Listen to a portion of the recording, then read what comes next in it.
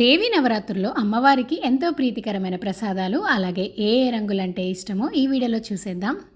మామూలుగా దసరా అంటే 10 రోజులు, కానీ ఈ సంవత్సరం చాలా స్పెషల్. ఎందుకంటే అమ్మవారు 11 అవతారాల్లో మనకు దర్శనమిస్తారు. ప్రతి 10 సంవత్సరాలకు వచ్చే ఈ 11 రోజుల దసరా పండుగని స్పెషల్ అనే అంటాను. మరి నాకు తెలిసిన నాలెడ్జ్ ప్రకారం అమ్మవారికి ఏ ఏ రంగులంటే ఇష్టం, అలాగే ఏ ప్రసాదం అంటే ఇష్టం అనేది కూడా ఈ వీడియోలో డీటెయిల్గా చెప్తాను. అలానే ఎక్కువ శ్రమ పడకుండా చాలా సింపుల్గా ఇంట్లో చేసుకునేగలిగేలా ప్రసాదాలని చూపిస్తున్నానండి. వీడియోని ఎండ్ వరకు చూసేయండి. అందరికీ నమస్తే అండి, నేను మీ హారిక. దేవీ నవరాత్రుల్లో మొదటి రోజైన బాలా త్రిపుర సుందరి దేవి పేరులోనే బాలా ఉంది. అంటే ఈ రోజు అమ్మవారు బాల రూపంలో మనందరికీ దర్శనమిస్తారు. మొదటి రోజైన బాలా త్రిపుర సుందరి దేవికి ఇష్టమైన పొంగల్ని ఎలా చేసుకోవాలో చూసేద్దాము. పొంగల్తో పాటు పులగం కానీ పాయసం కానీ చేయొచ్చు. ఆల్రెడీ నేను పులగం అనేది లాస్ట్ వీడియోలో షేర్ చేశాను, కింద డిస్క్రిప్షన్ బాక్స్లో ఇస్తానండి.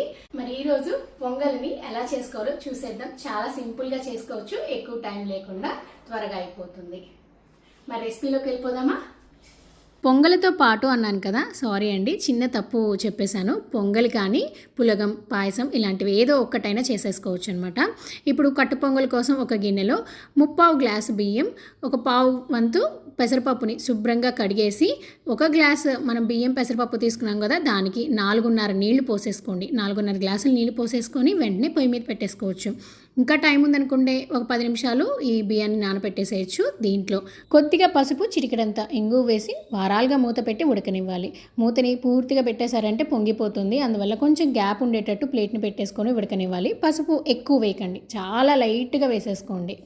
మరి బాలా త్రిపుర సుందరీదేవికి ఇష్టమైన రంగు ఏంటంటే లేత గులాబీ రంగు అంటే చాలా ఇష్టం. ఈ విధంగా ఉడికించుకున్నాక దీంట్లోనే రుచికి తగ్గట్టుగా ఉప్పు వేసేసుకోవాలి.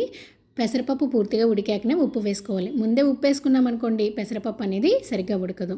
ఇప్పుడు వేరొక ప్యాన్లో 2 టేబుల్ స్పూన్ల నెయ్యి వేసి కొద్దిగా జీడిపప్పుని వేయించుకోవాలి.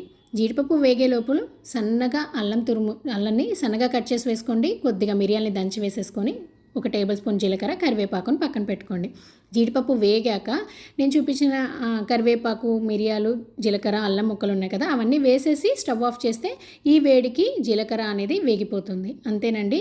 ఈ కట్టు పొంగల్ మనం ప్రిపేర్ చేసిన కట్టు పొంగల్లో ఈ తాలింపు వేసేసి ఒకసారి కలిపేసుకోవడమే. ఏ పొంగల్లో అయినా నూనె కంటే నెయ్యే బాగుంటుంది. అందువల్ల నెయ్యితోనే తాలింపు పెట్టుకోండి, చాలా రుచిస్తుంది. అంతేనండి. అమ్మవారికి నైవేద్యంగా సమర్పించేటప్పుడు కొంచెం పైన నెయ్యి వేసి అమ్మవారికి నివేదనగా సమర్పించండి. మొదటి రోజు అమ్మవారికి ఇష్టమైన కట్టు పొంగల్ని అయితే చూసాం కదా. మరి రెండో రోజు గాయత్రీదేవి అమ్మవారికి పులిహారన్న, పూర్ణం బూరెలన్నా ఎంతో ఇష్టం. మరి పూర్ణం బూరెలు ఈ దోసపిండి లేకుండా గోధుమ పిండితోటి సింపుల్గా ఎలా చేసుకోవాలో చూసేద్దాం. ముందుగా పచ్చిశనగపప్పుని 1 గంట సేపు నానబెట్టాలి. నేను ఇక్కడ 1 గంట ముందే పచ్చిశనగపప్పుని నానబెట్టేశాను. ఇప్పుడు ఇలా నానిన పచ్చెనగపప్పుని వేరొక గిన్నెలోకి మార్చేసుకుందాం.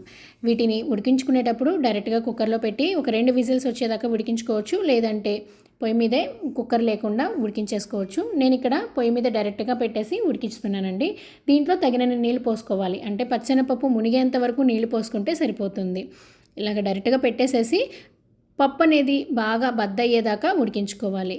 చూసారా, ఈ విధంగా మొత్తం నలిపితే నలిగేటట్టు ఉండేటట్టుగా ఉడికించుకుంటే సరిపోతుంది. దీంట్లో ఉన్న నీళ్ళని వార్చేసుకొని అదే గిన్నెలో మెత్తగా మెదుపుకోవాలి. పప్పు గుత్తతో కానీ పొటాటో స్మాషర్తో అయినా మెదుపుకోవచ్చు. ఇది కష్టంగా ఉందంటే మిక్సర్ జార్లో వేసి పల్స్ మోడ్లో ఒక్కసారి గ్రైండ్ చేస్తే సరిపోతుంది. కొంతమందికి పూర్ణం అనేది పలుకుగా ఉంటే ఇష్టం, కొంతమందికి ఏంటంటే మెత్తగా ఉండడం ఇష్టం. కాబట్టి మన ఇష్టం తగ్గట్టుగా మెదుపుకోవడమే. ఈ పూర్ణం బూరెలకి గుండు బెల్లాన్ని చూస్ చేసుకోండి. కత్తితో ఈ విధంగా కట్ చేస్తే కట్ అయ్యేటట్టు ఉంటే చాలా సింపుల్గా అయిపోతుంది. అలా అని చెప్పి మనం అరిసెలు చేసే బెల్లం ఉంటుంది కదా, అదైతే చాలా కష్టమైపోతుంది. ఇప్పుడు 1 గ్లాస్ పచ్చెనపప్పుకి 1.25 గ్లాసు బెల్లం తురుము కూడా వేసుకొని ఒకసారి బాగా కలిపేసుకొని దీంట్లోనే మంచి ఫ్లేవర్ కోసంగా కొద్దిగా ఇలాచీ పొడిని వేసేసుకోండి. ఇలాచీ పొడి అయితే 1 టేబుల్ స్పూన్ దాకా వేసేసుకోండి. ఇలాచీలే అంటే దంచి ఒక 2 వేసేసుకోండి. ఒకసారి వేసుకున్నాక బాగా కలిపేసుకోవాలి. కలుపుకున్నాక ఈ పచ్చెనపప్పు వార్చిన నీళ్ళు ఉంటాయి కదా, ఆ నీళ్ళని కొంచెం వేసుకొని పొయ్యి మీద పెట్టి బెల్లం కరిగేదాకా కరిగించుకోవాలి. బెల్లం కరిగాక మరొక 5 నుండి 10 నిమిషాలు ఉడికించుకోవాలి. అలాగైతేనే కొంచెం ఈ పూర్ణం పిండి అనేది దగ్గర పడుతుంది. అప్పుడే మనం పూర్ణం బూరెల్లో పూర్ణం అనేది బయటికి రాకుండా ఉంటుంది.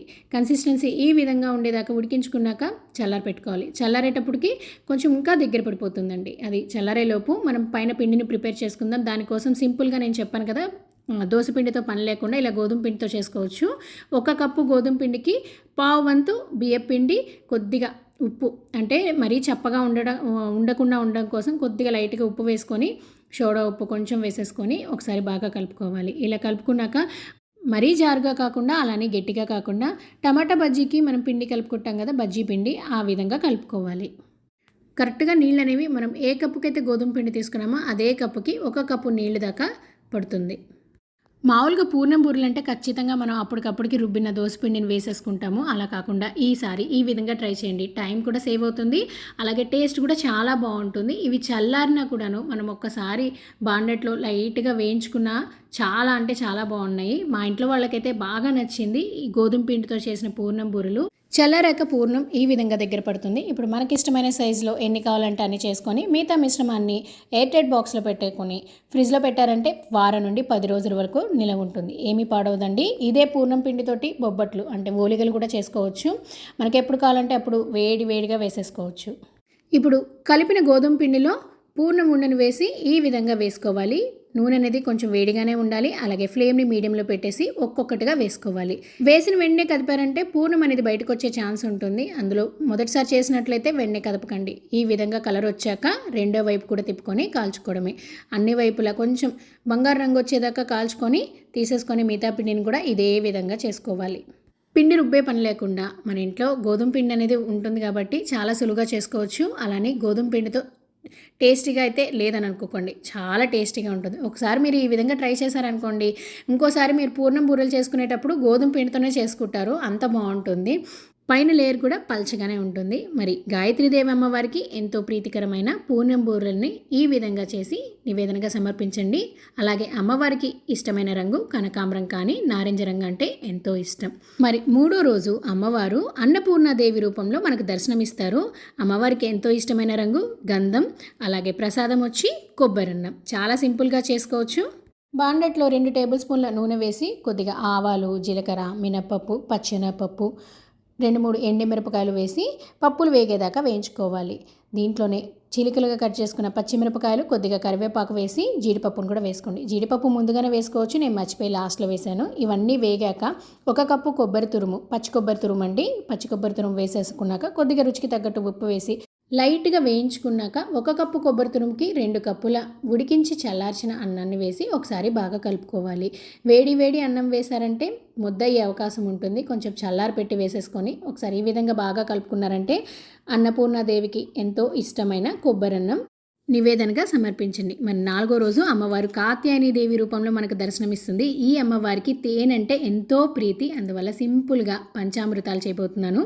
ఒక గిన్నెలో 1 కప్పు పెరుగు, 2 కప్పుల పాలు వేసుకోవాలి. పాలు పచ్చి పాలు తీసుకోవాలి. దీంట్లోనే కొద్దిగా ఆవు నెయ్యి, చిన్న కప్పుకి చక్కెర, అమ్మవారికి ఎంతో ఇష్టమైన తేనెను వేసుకోవాలి.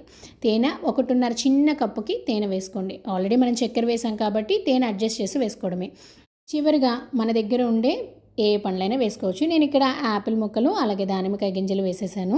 అమ్మవారికి ఇష్టమైన రంగు ఎరుపు రంగు అంటే ఎంతో ప్రీతి. మరి అమ్మవారికి ఈ ప్రసాదాన్ని నైవేద్యంగా సమర్పించండి. 4వ రోజు అమ్మవారు లలితా త్రిపుర సుందరి దేవి రూపంలో మనకు దర్శనమిస్తుంది. అలాగే ఆమెకి ఇష్టమైన రంగు బంగారు రంగు అంటే ఇష్టం. అలాగే బెల్లం అన్నం అంటే ఎంతో ప్రీతి. మరి సింపుల్గా బెల్లం అన్నం ఎలా చేసుకోవాలో చూసేద్దామా. గిన్నెలో 1/4 వంతు బియ్యం, పిడికెడు అంత పెసరపప్పు వేసి శుభ్రంగా కడిగి 4 గ్లాసులు నీళ్లు పోసుకోవాలి. 1 గ్లాసు బియ్యం తీసుకున్నారంటే 4 గ్లాసులు నీళ్లు సరిపోతుంది. ఇప్పుడు దీన్ని పొయ్యి మీద పెట్టి ఉడికించుకోవాలి. బియ్యం పెసరపప్పు ఉడికేదాకా ఉడికించుకోవాలి. బెల్లం అన్నంకి మామూలు పొంగల్కి తేడా ఏంటంటే, మామూలుగా స్వీట్ పొంగల్కి మనం పాలు పోస్తాము, దీంట్లో పాలు పోయము, అంతే తేడా.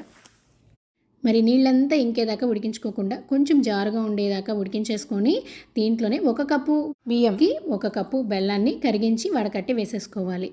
అంతే. బెల్లం వేసుకున్నాక కొద్దిగా పచ్చకర్పూరం వేసి 2 టేబుల్ స్పూన్ల చక్కెర వేసేసుకొని నెయ్యిలో వేయించుకున్న జీడిపప్పుతోటి ఒకసారి బాగా కలుపుకున్నారంటే లలితా త్రిపుర సుందరీ దేవికి ఎంతో ఇష్టమైన బెల్లం అన్నం నివేదనగా సమర్పించవచ్చు.